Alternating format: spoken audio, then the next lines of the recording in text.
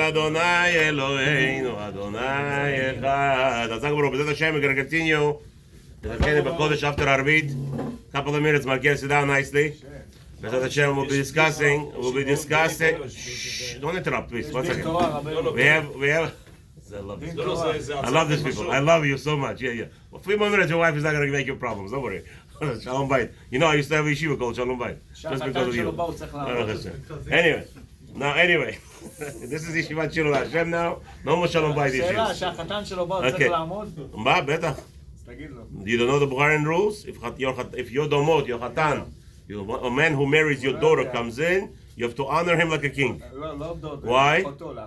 Your daughter, yeah. לאחותו לא. לא, סליחה, כן. לאחותו כן, גם כן. Why are we afraid?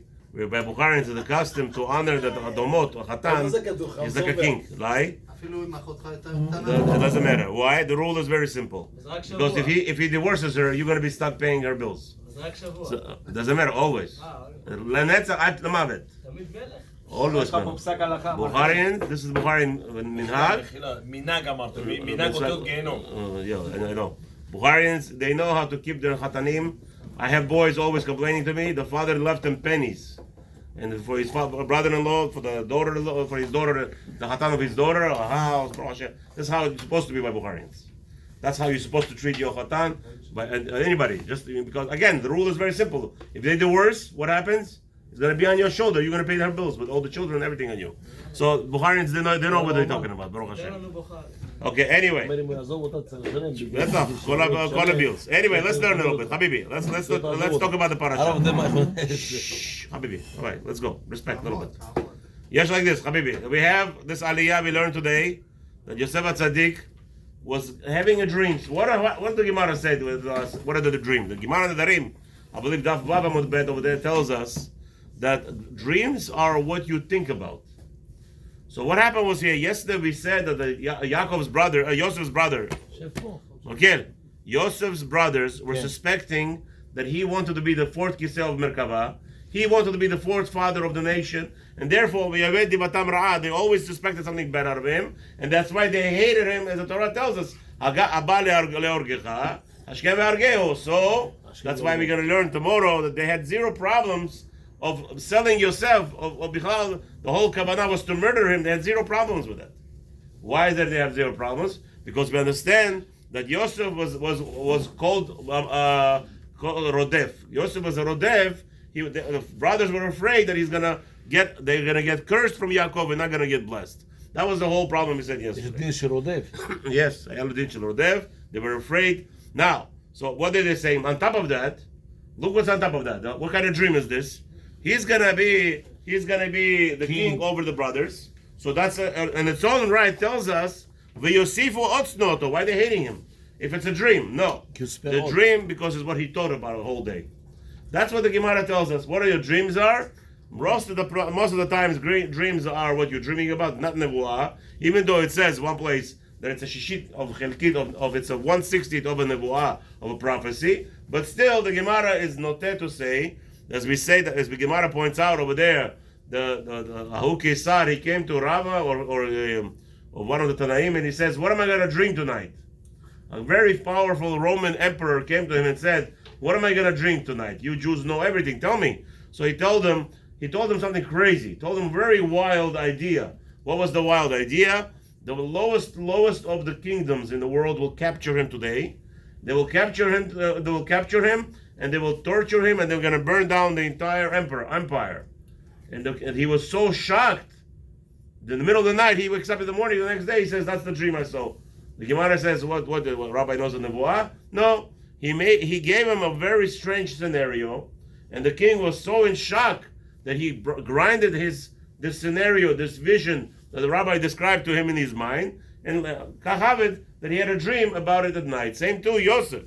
Yosef's brothers, they suspected him that he was as the pasuk tells us, they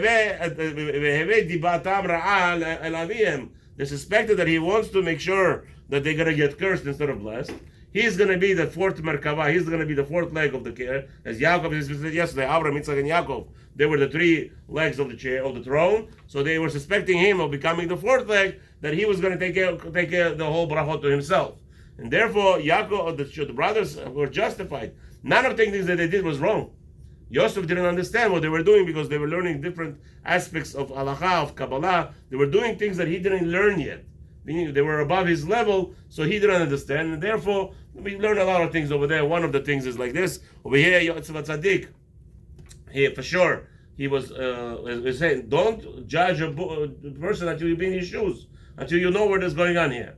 But Yosef didn't, unfortunately. And the brothers were very, very, very weary of him, that they were afraid that this is what's happening here. And now in this aliyah, today's aliyah, the second aliyah, it's discussing where the brothers went. What did they went to? They went to become pastuch in Shechem. They went back to Shechem. As the Midrash tells us, last week, Parashah, that they had wars. They had battles with about 20 kingdoms. Well, after the whole Maseh of Dinah, the entire Eretz Canaan came and waged war against Yaakov. When they came back to Shechem, there's a whole thing over there. The Midrash tells us there were about 18 to 21 wars that they had different kingdoms, and in the end, Yaakov Avinu, they conquered them all. So here again, they're going back to Shechem. Yaakov Avinu got nervous. So the question over here is, what later on we're going to learn that Reuven disappeared after, and Reuben actually saves Yaakov Avinu and Yosef Tzaddik in this parasha. How does he save him? He says why we should kill him. As we see that Yosef is coming to start Mechel. Let's restart. Yaakov Avinu got word the children were in Shechem.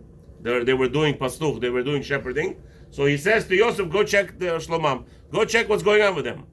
So as he was going to check their Shlomam, on the way, the two brothers started to wage a war against him. Who are they? Later on we learn it's Shimon and Levi. They had no problem. So Rashi explains that no other brothers could speak before the other brothers. Who was the oldest? Reuven. So how come it's Shimon and Levi speaking before Reuven? They were the troublemakers. So they say, hina bala chalamot. This is the fourth leg of the throne is coming. Let's take care of him. Let's teach him a lesson. And the whole concept of capturing Yosef, stripping him from the coat, started in this aliyah. And what happened was that Gemara ends off over there that Reuven saving Yosef and says, don't kill him. Why are we going to spill blood? Let's throw him in a pit. Let HaShem decide what's going to be to him. Let HaShem. So the Gemara says, Masechta Brachot over there, that had Reuven knew that they're going to write and give him such a benefit that he saved Yosef, he would have not proposed throwing him into the pit. He would have taken Yosef by hand and taken him back to his father. So, but later on we'll see that where's Reuven? Reuven left. Later on in the parasha, so the Gemara tells us it was Reuven's turn to take care of the father. So the question is obviously a very important question. If Reuven is coming to see his father, how come Yosef has to be sent? It's after actually Siftei Chachomim asks on Rashi, where is Reuven? Reuven is not here. Rashi says he went to Mitapel Ba'aviv. That was his day to take care of the brother, to take care of the father, right? Very nice. So what happened? So Rashi says that Siftei Chachamim on the Makom asks Rashi, what do you mean? How do you know that it's a Reuven's shita? So why didn't Yaakov wait for Reuven if he knew that he's coming anyway in a day? No, it's like this. The cheshbon is very simple. You have 13 people in the family, right? You have 13 women, Reuven all the way through Dinah. You have Yosef, Binyamin, and Dinah. Those are the last three, right? Yeah. So now Yaakov is being visited. Who is visiting him? Visiting him, Asher. Asher is the last son that was born. So before Yosef is Asher. So he's telling Asher is telling him. No. Yosef is 11. Asher was born before Yosef, and he's telling to. So he's coming to do his turn every day. One Shevet was taking care of the father. So Asher is coming to take care of Yaakov Avinu. Yaakov Avinu is saying, so what's going on? Tell me what's the news. Tomorrow we're passing by Shechem. So Yaakov heard that. He got worried. Who was the next day taking care of Yaakov? Reuven. Yosef. No, Reuven. Yosef was taking him. Yosef was taking care of him. So his father, now Yosef comes to him and says, go check what's happening with your brothers. And so now, so now we're going to ask the question. No, after Yosef, who's taking care of the brothers? The father? Binyamin. After Binyamin, Dinah. After Dinah came Reuven. Okay, it's a cycle.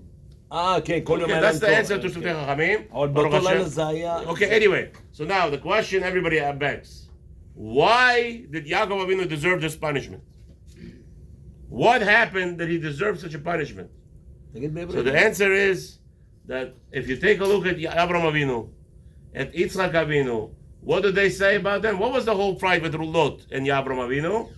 Lot said the land belongs to the children of Avraham Avinu. Since he doesn't have children, who is the land going to belong to? Me. But Avraham Avinu was who? Was the ger. Yitzchak Avinu was a ger in Eretz Canaan. Yaakov Avinu went against Torah. What did he say? The Parashah starts, Vayeshev Yaakov be'eretz megurei aviv. Yaakov Avinu decided on himself that he's going to settle in the land. And HaKadosh Baruch Hu was so upset with him that the whole Maaseh right now in this Parshah starts, the whole Galgal of circle, how Yaakov is going to be now thrown out into exile. And Bezat Hashem, tomorrow we'll hopefully forward Aliyah Shlishit.